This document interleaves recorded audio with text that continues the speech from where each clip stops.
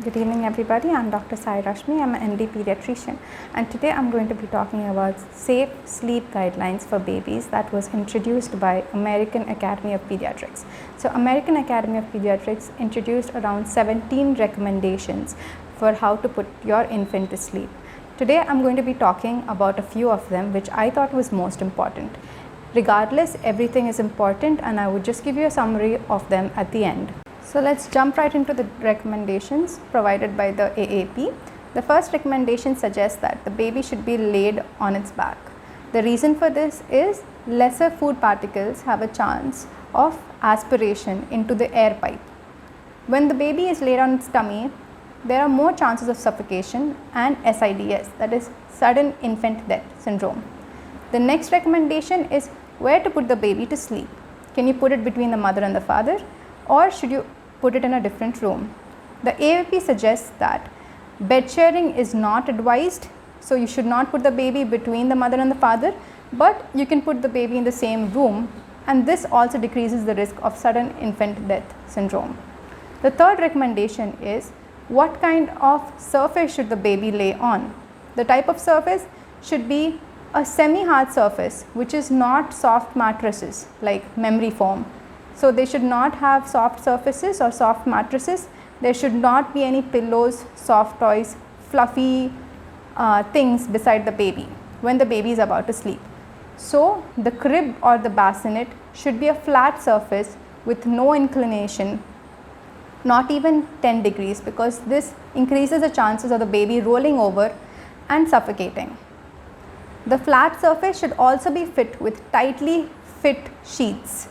That means that the sheets should not be loose, and if the sheets are loose, it increases the chances of baby suffocation. The next thing I would like to talk about is sitting devices. So infant carriers or car seats, wherever the infant is in infant slings. So all these devices, the infant is sitting, and if the baby is sitting and it falls asleep, there are high chances that the baby will bend its neck down and obstruct its own airway. So these babies should be carefully monitored while they are in sitting chairs. The next recommendation is about supervised tummy time.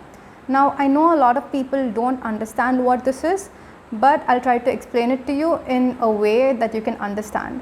So tummy time is not recommended during sleep, but supervised tummy time is recommended when the baby is awake, and it increases your chances of bonding with the baby.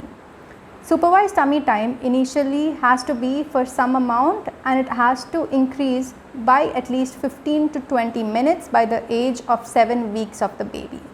So what is this? So a baby will be lying in its playing pan, and you will be supervising the baby, and the time the baby is on the tummy is very important, because generally the baby throws up during this time, and this actually causes the foot going into the air pipe and everything. So this supervised time is very important, and when you supervise the baby in this tummy time, it increases the muscle capacity of the neck, the shoulders, the chest muscle. So this time is also very important. And last and not the least, a few points that we already know. So breastfeeding should be continued up till 6 months, that is exclusive breastfeeding, and it can be continued for 1 year or beyond if it is mutually desired by the parent and the infant. The thing over here that has been added is that the parent should be awake while breastfeeding. So the parent should be in either sitting position. I know there have been best breastfeeding positions where the parent can be sleeping, but if the mother is in sitting position and if the mother is awake, there are lesser chances of the baby dying of SIDS. The other things that we know about is no alcohol, no smoking, no illicit drugs around the baby.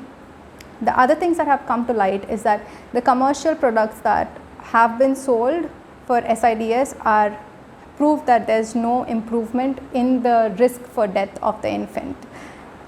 Thank you so much for watching. If you like it, please like.